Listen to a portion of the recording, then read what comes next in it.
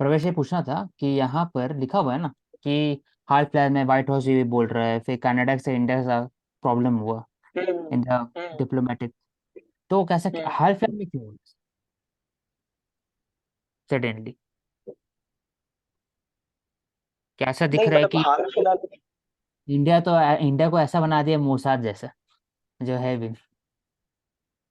वैसा पोर्ट्रे करने की कोशिश कर रहे नहीं बेसिकली अगर आप ये बोलोगे कि ऐसा पोर्ट्रेट हो रहा है तो बेसिकली इंडिया जो है वो हमेशा मतलब डेमोक्रेसी में बिलीव करने वाला कंट्री माना गया है। और हमेशा वो इस तरीके की इलीगल एक्टिविटी से बचता है। और दूसरा कि अगर इस तरीके के ब्लेम्स इंडिया के ऊपर लगाए जा रहे हैं तो हम उनसे उसके ग्राउंड्स और उसके प्रूफ मांगेंगे कि बताए ऐसा आप क्यों बोल रहे हो, आप हमें साइंटिफिक रिपोर्ट दो उसके। हैं।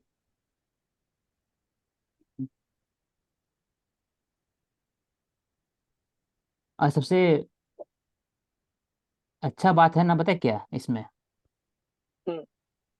जो मुझे लगता है, जो as a civil service aspirant क्या सोचना चाहिए कि जो भी जो इंफॉर्मेशन रिलीज होता है ना, it is not released via white house directly, कि आप डायरेक्टली बोला जाए। तो हमेशा कभी ऐसा न्यूज़ आता है ना, तो हमेशा कोई फाइनेंशियल टाइम्स, वॉशिंगटन पोस्ट, फिर उनका जो एक है अपना अपना जो चैनल, एस्टैब्लिशमेंट मीडिया इसको बोलते हैं, तो उनके थ्रू आता है। फाइनेंशियल टाइम में देखो लिखा हुआ, तो सब में ऐसे ही आता है, डायरेक्टली नहीं बोला गया कि ताकि ये बात हवा में उठे कैसा होता है। डायरेक्ट व्हाइट हाउस की तरफ से नहीं आई ये चीज़। हाँ, क्योंकि वेरी औषिक यहाँ पे इंटरेस्टिंग। कोई एविडेंस भी नहीं है ना, तो एविडेंस नहीं हम्म। होगा तो ऑफिशियल सोर्सेज भी नहीं बोल सकते। और प्रवेश, इंडिया का पढ़िए आप, क्या बोले इंडियन। ठीक है, आप एक ये बार बोला ना हाईलाइट कर इंडिया। लो। ठीक है। हाँ, इंडिया इंडिया टेक्स टेक्स सच हाँ। input seriously, such since it impinges on our own national security interest, as well as issues in the context of the US inputs are already being examined by the relevant departments. We do not comment on diplomatic, law enforcement, or intelligence discussions with our partners. हम्म, तो मतलब अगर हाँ, एक तो भी वही अगर बात है कि मतलब, हाँ वही बात है कि इतना मतलब एग्जैक्ट जो कंट्रीज है। वर्ड्स है हाँ। जो यूज किया जाता है, वही बात। तो coming to the next article, we will talk about the delimitation commission. तो Aanchal, please specify what do you mean by delimitation commission?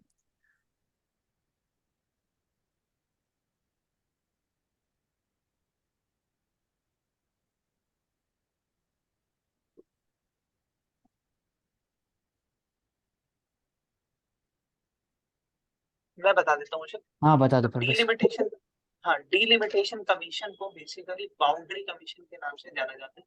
Parliament of India जो है एक एक्ट पास करती है जब भी डीलिमिटेशन कराना होता है, जब भी बाउंड्री सेट करनी होती है। यहाँ पे एक चीज ध्यान रखने की जरूरत है कि इंडिया की बाउंड्री नहीं, इंडिया के अंदर जितने भी स्टेट्स और यूटीज स्टेट्स हैं यूटी। उनकी उनकी बाउंड्री, उनकी कॉन्स्टिट्यूएंसीज की बाउंड्री को डिटरमाइन करने के लिए डीलिमिटेशन कमीशन का गठन किया जाता है, जिसके अंदर कुछ सिविल सर्वेंट्स, जुडिशियल ऑफिसर्स, जजेस, इस तरीके के लोग होते हैं। तो कंपोजिशन होती है इनकी, वो हर एक्ट में स्पेसिफाई की जाती है कि कौन कौन लोग कितने होंगे। सबसे पहला डीलिमिटेशन कमीशन जो है 1952 के अंदर आया, फिर 62 के अंदर, 72 के अंदर, 2002 के अंदर, तो और चार अभी ही बार हुआ अभी इंडिया के तक में, अंदर। है ना? हाँ, अभी इंडिया के अंदर आना है। तो बेसिकली एक ऐसा हमारा स्टेट है जहाँ पर डीलिमिटेशन कमीशन कंस्टिट्यूट किया गया था सिर्फ एक स्टेट के लिए, दैट इज जम्मू एंड था Kashmir.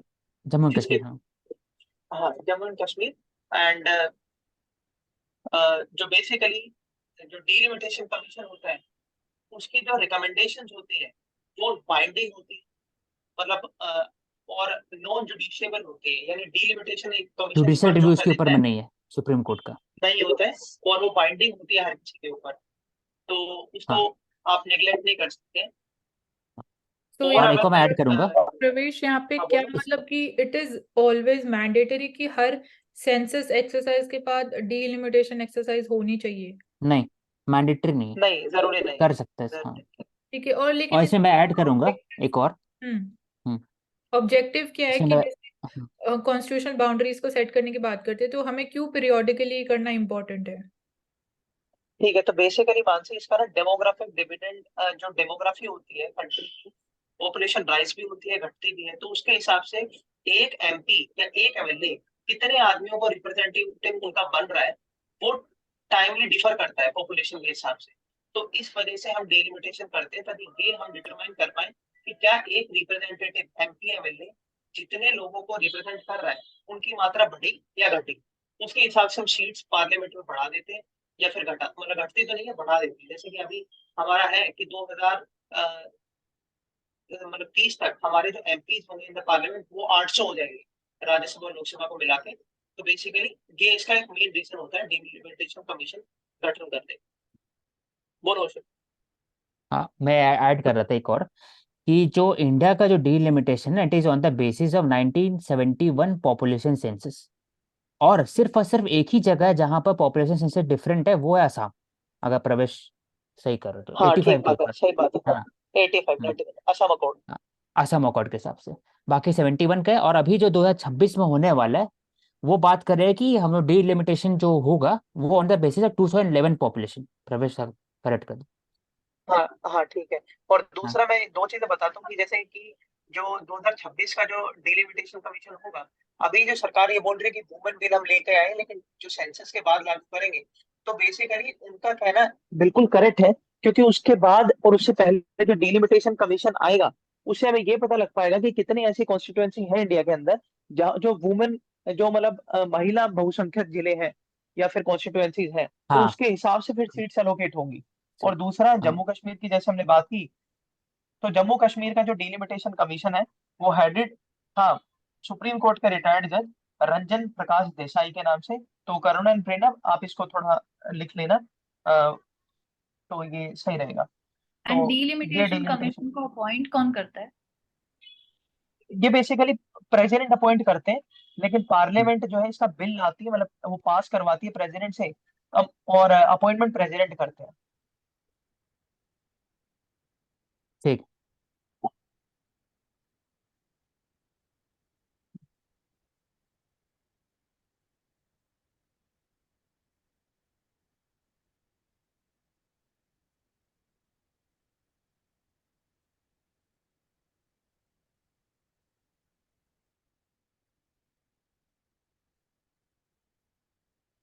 And NIA conducts anti Maoist raids in Bihar. तो एनआईए भी करते हैं।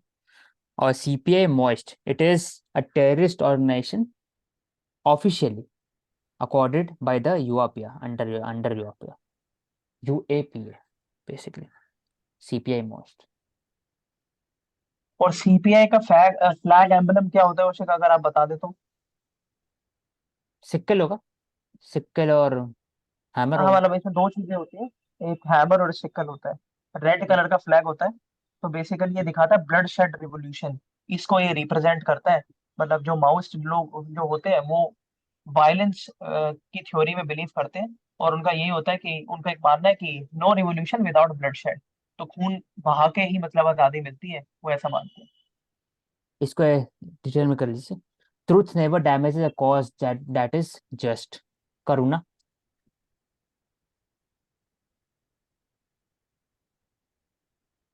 यस। इसका एग्जाम्पल हम ले सकते हैं। फॉर एग्जाम्पल जो कि जो ट्रूथ है वो हमें आगे लेके आना चाहिए, एंड वो कभी भी डैमेज नहीं करता। एक ऐसा कॉज जो कि जस्टिस को प्रमोट कर रहा होता है।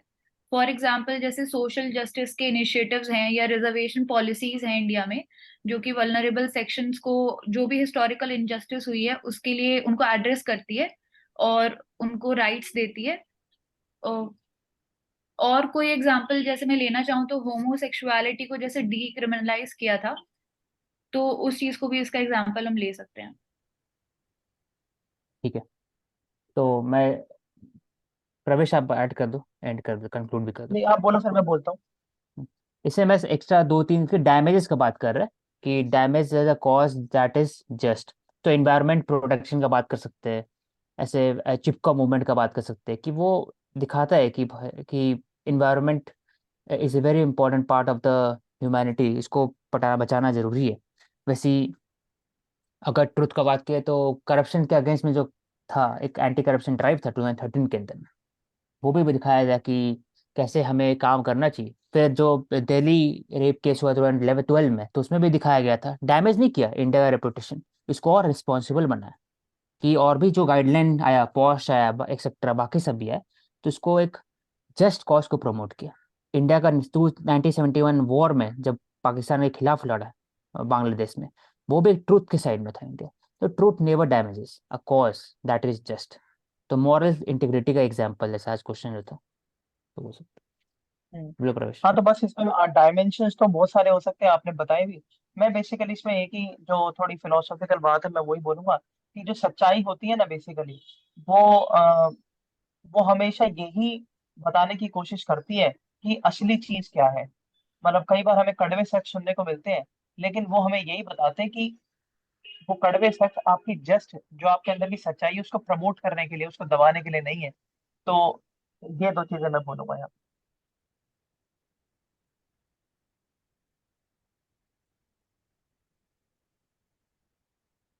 हाँ, okay Pravesh. Then regarding the FDI, it has grown, it has fall from 58 billion to 48 to 46 billion in over the 2 to 3 years. तो एफडीआई भी कम हुआ है। एंड कंप्यूटर सॉफ्टवेयर हो गया, automobile industry, metallurgic industry, financial, insurance service etcetera, सब जगह FDI है। तो इसका स्पेसिफिक लिस्ट होता है एफडीआई का, कहाँ कहाँ पर 100% है, कहाँ 75% है, कहाँ पर 49% है। तो ये हम लोग बाद में प्रीलिम स्पेसिफिक देख लेंगे जो फॉर द एग्जाम। और मैं इसमें बता देता हूँ 2 मिनट। जो 100% एफडीआई होती है वो बेसिकली वहां पर होती है जो नॉन क्रूशियल सेक्टर्स होते हैं। लेकिन जो 75% या 50% एफडीआई होती है, वहां पर ये वहां पर होती है जहाँ पर जो है फुल कंट्रोल नहीं दिया जा सकता प्राइवेट सेक्टर को। जैसे कि आप एटॉमिक एनर्जी की बात करें, उसके बाद आप हाँ, न्यूज़पेपर एजेंसीज की बात करें, उसके बाद आप मैगजीन्स की बात करें। तो बेसिकली न्यूज़पेपर की अगर हम बात करें तो उसमें एफडीआई क्यों नहीं दिया जाता है, अगर मुझे कोई बताए तो।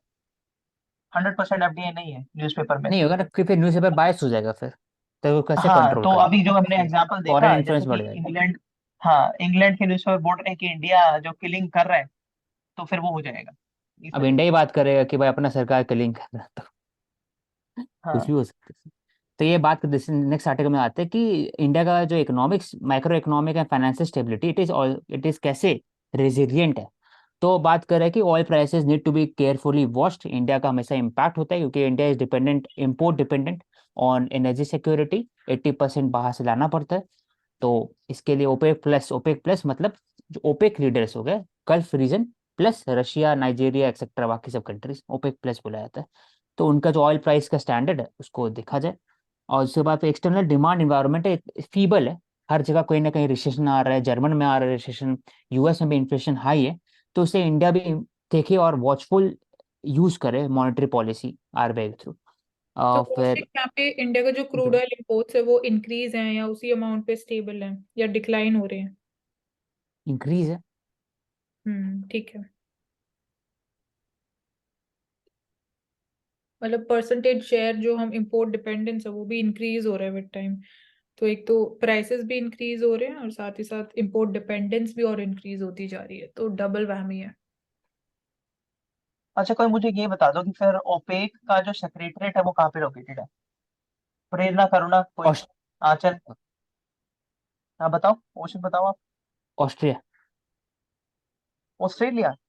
Austria, Austria, Austria, Vienna. हाँ ठीक है, वियना में।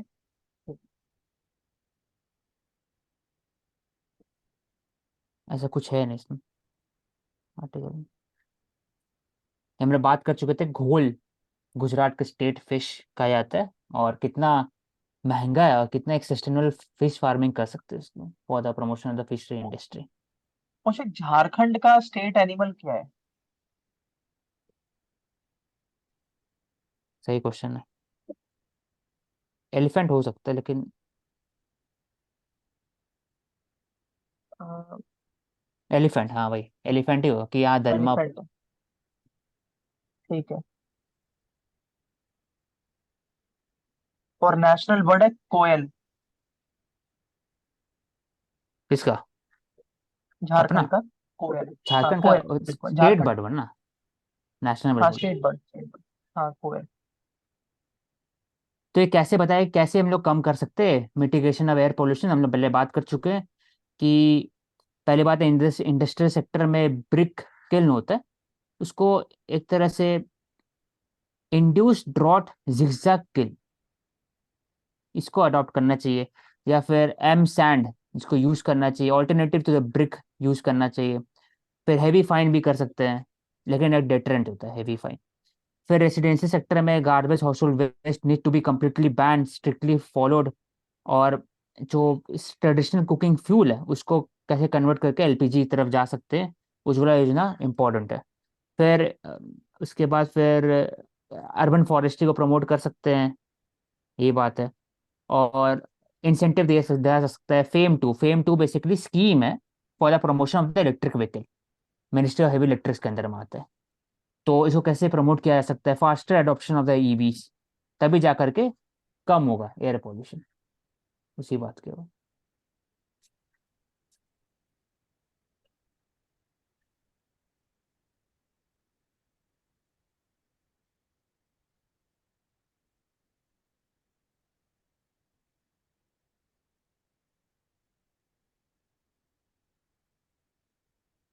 तो एनसीपीसीआर ये कॉन्स्टिट्यूशनल बॉडी है, national commission for protection of child rights, ये कॉन्स्टिट्यूशनल बॉडी है कि स्टैट्यूटरी बॉडी है? I think it's a statutory body. It is a statutory and non-constitutional body. True. So और वो एक तरह non-constitutional से body क्या होता है प्रवेश? क्या चीज? Non Non-constitutional body constitutional body नहीं है, स्टैट्यूटरी बॉडी है। नॉन वही बोल, कॉन्स्टिट्यूशनल बॉडी वो होती है ना जो कॉन्स्टिट्यूशन में नहीं है। तो एनसीपीसीआर ये प्रोटेक्शन ऑफ चाइल्ड राइट्स के लिए। I think इसकी definition कुछ और होती है non-constitutional की।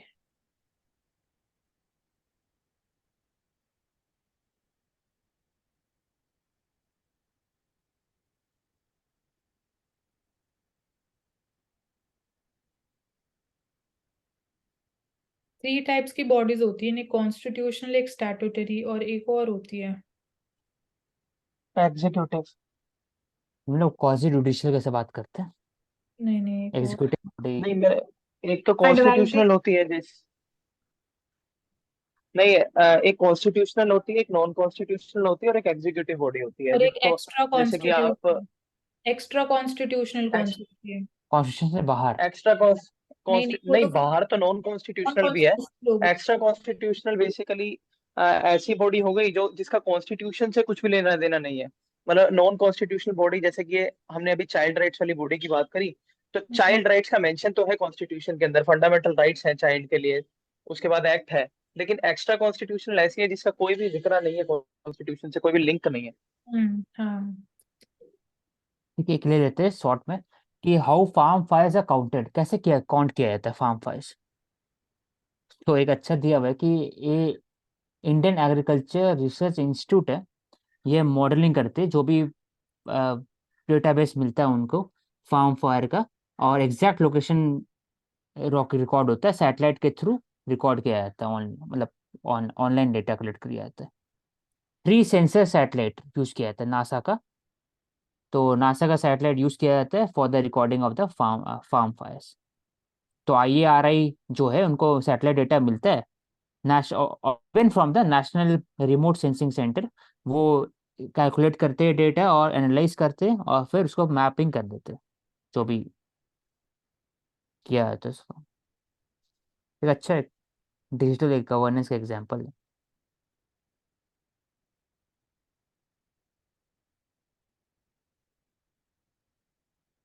How suicide of farmer in Kuttanad frames the crisis of paddy in Kerala. Kerala हर जगह पैडी का बात होता है कि कैसे वीट और राइस साइकिल या पैडी कल्टीवेशन से ग्लोबल मिथेन एमिशन भी होता है, और साथ साथ लॉन्ग टर्म में सॉइल इरोजन और केमिकल यूज के कारण सॉइल का जो फर्टिलिटी वो भी कम होते रहते हैं। कॉस्ट ऑफ कल्टीवेशन बढ़ते जा रहा है, और धीरे धीरे शॉर्टेज ऑफ लेबर भी है। तो वो प्रॉब्लम है, तो कैसे इसको दूर किया जाए। तो एक तो है कि डायरेक्ट राइस सीडिंग हो गया एक एग्जाम्पल। दूसरा पोलक्की राइस, जहाँ पर आप फिशरी कम राइस आप कर सकते, इरिगेशन कर सकते हो। फिश भी आप उसको फिशरी भी यूज कर सकते हो, ताकि फिश से जो वेस्ट प्रोडक्ट है वो एक फर्टिलाइजर से काम करे राइस के लिए। वैसे भी कर सकते हो ऑल्टरनेटिव फार्मिंग के लिए, या मिलेट ग्रो कर सकते हो। तो different types of farming use कर सकते हो। और ऐसा नहीं। कौशिक मिलेट कैसे उग जाएगी? मेरा मतलब, मिलेट में अगर जहां पर राइस उग रहा है ना वहां मिलेट उग ही नहीं सकती। नहीं अगर मान लीजिए अगर अगर थे, हाँ अगर वेटलैंड है ना, वेटलैंड अगर हट जाएगा तो। अगर वेटलैंड हट जाएगा तो चावल नहीं होगा। हाँ तो ये बता रहे हैं ना, तो ऑल्टरनेट तो कर ही सकते हैं ना। जरूरी नहीं कि वेटलैंड हमेशा रहे वो जगह। हम लोग डायरेक्ट राइस सीडिंग करेंगे तो वेटलैंड जरूरत तो है नहीं उसमें। ठीक है। कुटनाड में एक special type of rice cultivation practice भी होती है, उसको क्या बोलते हैं हम? बता दो मुझे। बिलो सी लेवल फार्मिंग। किलो से।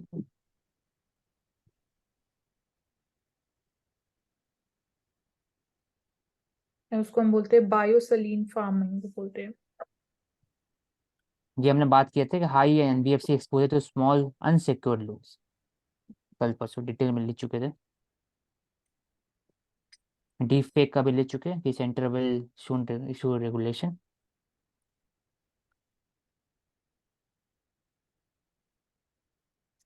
आई think we have finished Mansi. Okay Ashok.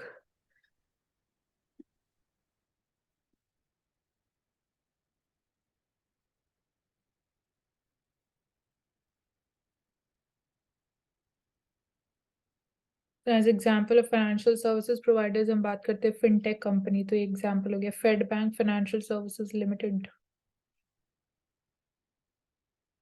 Okay, so what is the difference between limited company and LLP?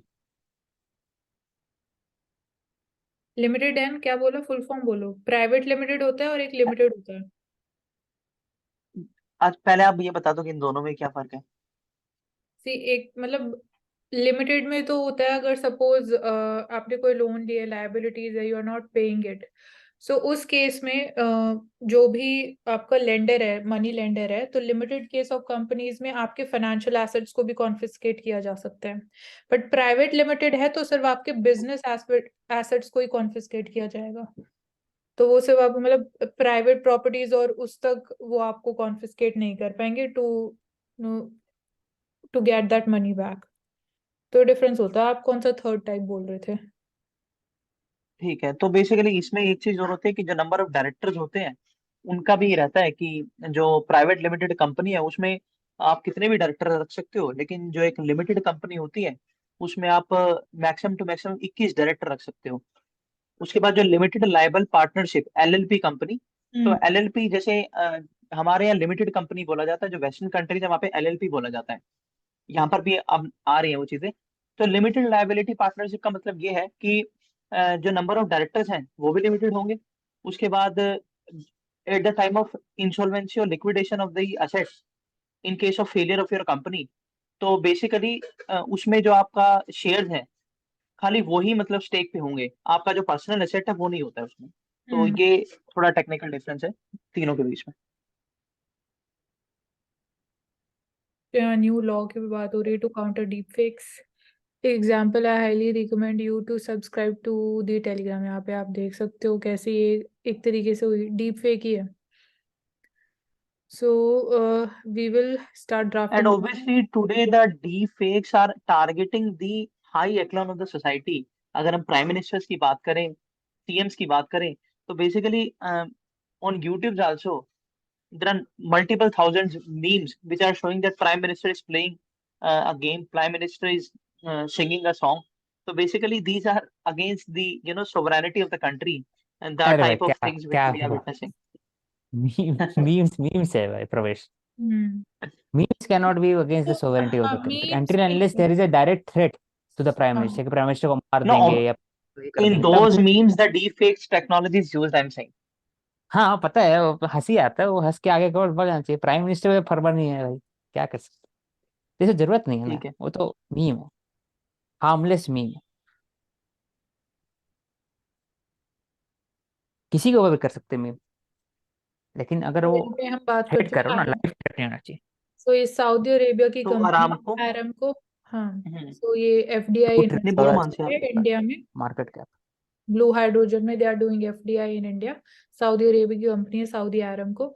And blue hydrogen के कॉन्टेक्स्ट में हम बात कर चुके हैं what makes it different is कि उसमें हमेशा जो कार्बन रिलीज होता Carbon है, capture कार्बन होता है। कैप्चर की भी बात होती है।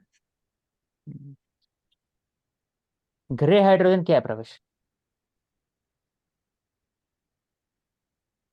Grey hydrogen I think hydrogen जो बनती है मीथेन से, नहीं उसको नहीं, ग्रे ये हाइड्रोजन बोलते हैं। इसमें कोल पावर प्लांट यूज होता है hydrogen for the electrolysis process. Coal power use होता है, इसे ग्रे बोलते हैं। तो नहीं आप इससे श्योर हो इसमें? ठीक है, मतलब प्रेरणा आप इसको एक बार देख लेना कि एग्जैक्टली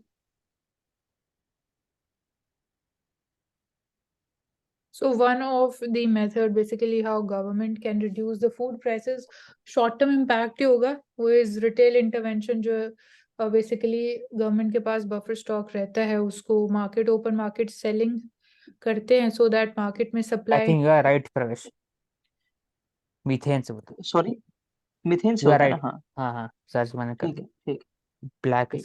ठीक, कंटिन्यू मच। खैर रोल करके तो कौन सा होता है ओशिक का जो आपने बताया कि कोल से कौन सा होता है? ब्लैक में मैं सर्च कर लूंगा एक ब्लैक बार, हाइड्रोजन। डाल हाँ दूंगा। ठीक है बहुत सारे ठीक टाइप्स के होते हैं ठीक है। तो वो कैटेगराइजेशन तो हम मेड इन इंडिया ब्रांडिंग हम देख रहे हैं स्टील प्रोडक्ट्स पे भी। तो मेड इन इंडिया जो कैंपेन है, I think it was started since 2014। So that is increasing our exports. और हमारा जो डोमेस्टिक कंपटीशन है उसके साथ साथ जो एक्सपोर्ट हमारी वायबिलिटी है वो भी काफी हद तक बढ़ गई है मेक इन इंडिया प्रोग्राम के अंदर।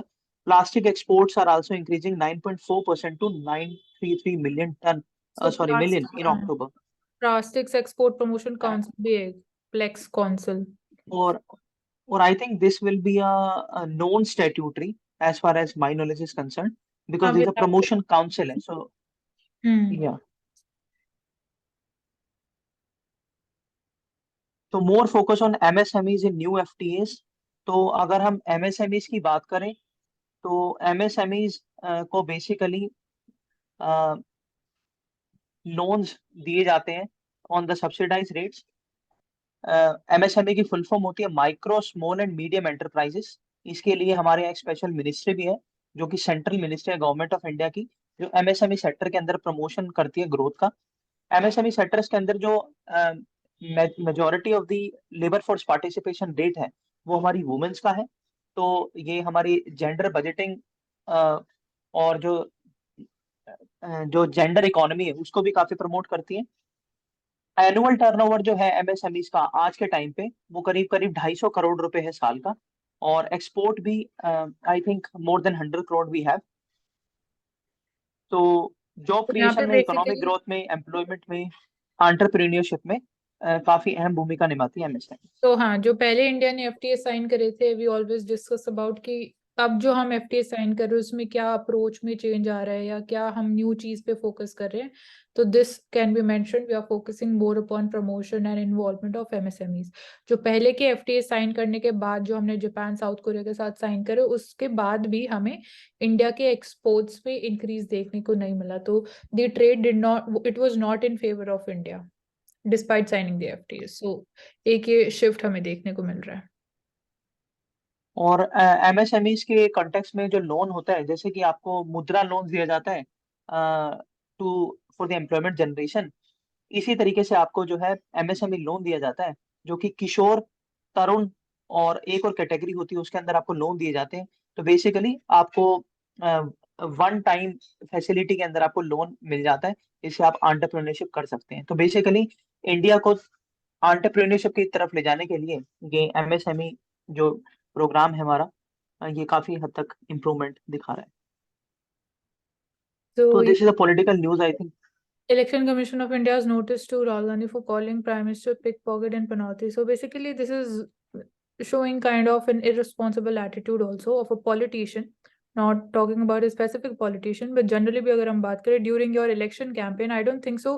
इन चीजों पर फोकस होना चाहिए, फोकस होना चाहिए वेलफेयर मेजर्स पे। आप आपका क्या विजन ऑफ ग्रोथ, आप कैसे उसको एक्चुअलाइज करोगे। सो accusing him of wild allegations and speaking in a derisive and obnoxious manner about the Prime Minister during an election rally in Rajasthan.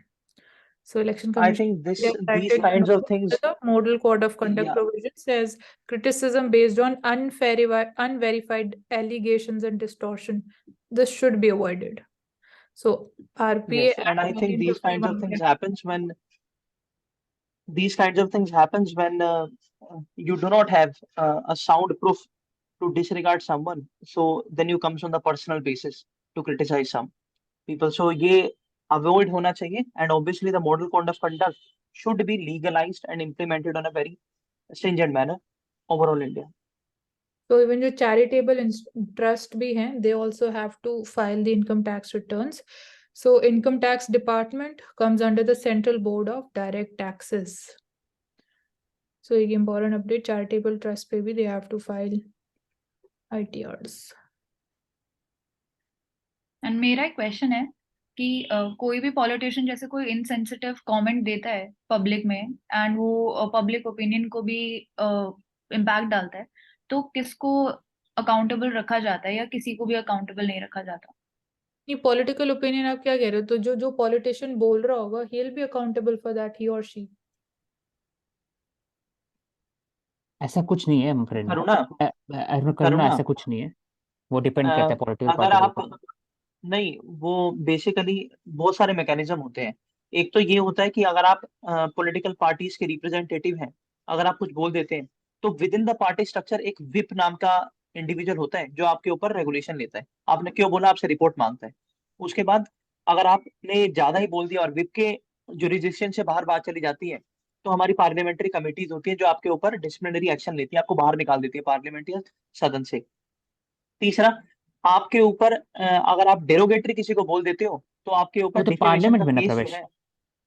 Parliament की बात हो रहा है ना, तो पार्लियामेंट में हो रहा है ना? बाहर की भी बात कर, बाहर में कैसे हो सकता है? हाँ, हाँ तो भाई बाहर सबको, में नहीं, whip is not हाँ एप्लीकेबल. जो बाहर हाँ आप कैंपेनिंग में अंदर की भी, जो बाहर की बात है, मैं बाहर का भी बता रहा हूँ। तो आपके पास डिफेमेशन केस जो है आपके ऊपर हाँ फाइल वही है सूट बस, होता है। हाँ। वो हो सकता है. हाँ. हाँ, वो हो सकता और हम्म. उसके अंडर आप बुक किए जाते हो फिर। ठीक है, वी कैन लेकिन मूव. फिर वही बात आ जाती है कि जो पार्लियामेंटेरियन होता है 40 दिन सेशन से है। अरे ऐसा पहले और इसमें 40 दिन कुछ नहीं सेशन होता के है बाद, ऐसे, ऐसे मौत का सौदागर, मूर्खों का नेता, हाँ, पनौती, ये सब चीज हो चुका ऑलरेडी। ये चलती रहती है इंडिया के अंदर। This we can take तो as the कुछ नहीं next होता है। topic. We कुछ, are short of time. It's already one. So we can move on to this topic. Yes Mansi, we can go through next topic. Taj Group तो data. Taj group data breach and 1.5 million guest की personal information leak हो गई है। So this shows that how the This important, is not a leak. यहाँ पे इसको cell के लिए पुट किया गया था डार्क नेट पे $5,000 के लिए. So this is not a case of leakage. उसको बेचा जा रहा था डार्क नेट पे. So basically यहाँ इतनी पे बार से लीक हुई होगी तभी तो बिक रहा होगा ना। नहीं, लेकिन सेल हो रहा और लीक होना एक अलग चीज ताज, है ना. नहीं, ताज ग्रुप तो नहीं बोलेगा ना कि आप इसको बेको, मतलब किसी ने लीक करके ही तो डाला हुआ ना वहां पे। You never know वैसे. ब्रीच forums पे this data has been put for sale. हाँ ठीक है, वो तो पता चलेगा. हाँ, हो भी सकता है जो आप बोल रहे हो. But this is again showing कि जो इतनी एक्सपेंसिव और लग्जूरियस होटल चेन्स हैं, या हम यहाँ हेल्थ डेटा की भी बात कर चुके हैं, या इंडिया में even we talk about health tourism also. So उस कॉन्टेक्स्ट में भी, और we are promoting more tourism. तो कैसे हम सेफ्टी ऑफ कंज्यूमर, जो पर्सनल डेटा, सेंसिटिव डेटा, उसकी सेफ्टी कैसे इंश्योर कर रहे हैं? On the one side we are promoting more tourism. और इस एक्टर का नाम है जिसने ऐसा किया है, DNA cookies has put the data on breach forums, a dark net market place. और किस तरीके की इंफॉर्मेशन है, जैसे कि आईडी, आधार, पैन, जो हम रजिस्टर करते हैं at the time of booking in the hotels, so वो कहीं ना कहीं लीक हुई है, और इससे काफी सीरियस इम्प्लीकेशंस हो सकते हैं अगर ये ऐसा डेटा नहीं है. नहीं टाइमली। इट इज सेइंग कि ऐसा डेटा नहीं है. नेचर डज नॉट अपीयर कि कोई नहीं गवर्नमेंट आईडी लीक हुई है. एड्रेसेस या जो मोबाइल नंबर्स हैं ये पार्ट ऑफ सेल है data. So sensitive in okay, nature, ये बोला जा रहा है कि these data points might not be sensitive in nature. But again data breach, जो एड्रेस है ऑफ अगेन जो people are visiting, their number, mobile numbers, this is their personal data. तो कौशिक, क्या मतलब सॉल्यूशंस हो सकते हैं, टेक्निकल सॉल्यूशंस क्या हैं इस चीज को रोकने के? ये तो हो गया, अब रोके कैसे?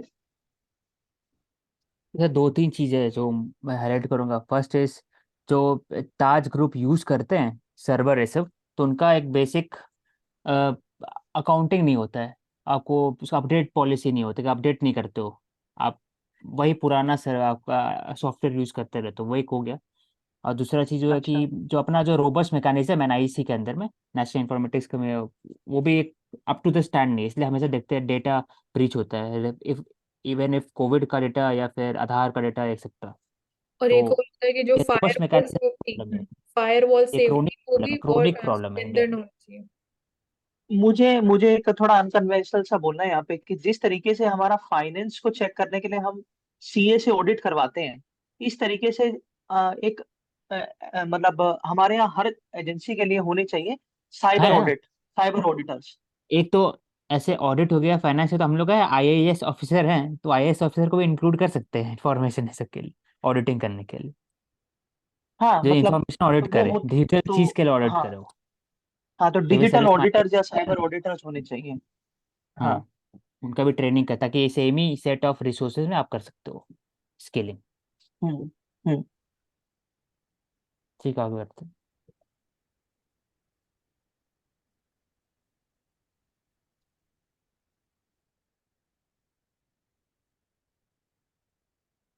तो दिव्या, आपने हाईलाइट किया है क्या इंपॉर्टेंट आर्टिकल्स? हाँ मैंने हाईलाइट की। ठीक,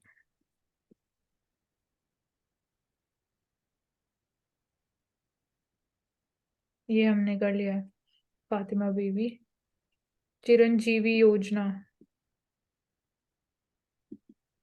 चिरंजीवी योजना राजस्थान में चलाई गई है, जिसमें किडनी, लीवर और कैंसर और हार्ट से रिलेटेड जो पेशेंट है उनके लिए 25 लाख तक का इलाज मुफ्त में किया जाता है इसके थ्रू। ठीक है।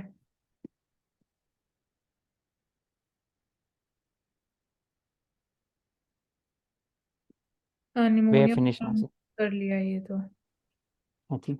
सूर्य किरण। हाँ हाँ, ये इंडिया इंडिया नेपाल के बीच में होता के है। बीच में होता है, हाँ। इम्पोर्टेंट होता है ऐसा कोई युद्ध अभ्यास। हाँ, लास्ट वज्र पढ़ा यूएस था के लिए। हमने, जो यूएस और इंडिया के बीच में हुआ। वजह पर। परिसीमन वज्र आयोग, ये भी प्रहर। इंद्र नए सिरे से परिसीमन आयोन गढ़ कर, हाँ ये डिलिमिटेशन लिमिटेशन कमीशन हो हुई गया। है। ठीक है, और कोई? गो- हाँ, नया तो नहीं है, एक सूर्य किरण हो गया, बाकी तो हमने कर लिए थे। सो औशिक कंक्लूड कर दो। Okay, regarding the newspaper, we discussed about the Supreme Court direction given to the governor that it is not acceptable for him to accept the bill for longer term, and he does not hold a veto over the bill. It is based on it is given to the state legislature. Then we talked about Mirabai and her contribution to the society, and being a bhakti said. Then we talked about the coastal heritage of Karnataka, Ambala, जो एक buffalo race है वो। फिर बिटी कफे of the for the transgender people, it is a message of inclusion and it is under the supreme court premises. It showcases the inclusion activity. Then we talked about the India's growth, and there is some divide with respect to the rural urban, uh, in even women and men, and even the different class of people on the basis of productivity inequality. And we should learn from Japan other countries. लेकिन वहाँ से भी कुछ कुछ सीखना चाहिए, क्योंकि उसमें भी कुछ प्रॉब्लम है, फॉर एग्जांपल लोनलीनेस और सुसाइड का। वही बात किया हमने। COP 28 का बात किया, फिर इसमें we talked about the cumulative response and common but differentiate responsibility and global carbon budget. Then with regard to AI, regulation of AI, we need software like fake catcher, then how AI is being used for dark AI and deep data mining, etc. And for that, Indian government is trying to regulate it through policy. Then we talked about Fatima Bibi, who was the first SC judge women in India. MNREGA audit we talked about कि कौन सा state सबसे ज्यादा audit करता है, तो केरला 100% है, and 50% local bodies अभी तक इंडिया में होता है ऑडिटिंग। सदर्न लाइट का बात हमने किया, येमन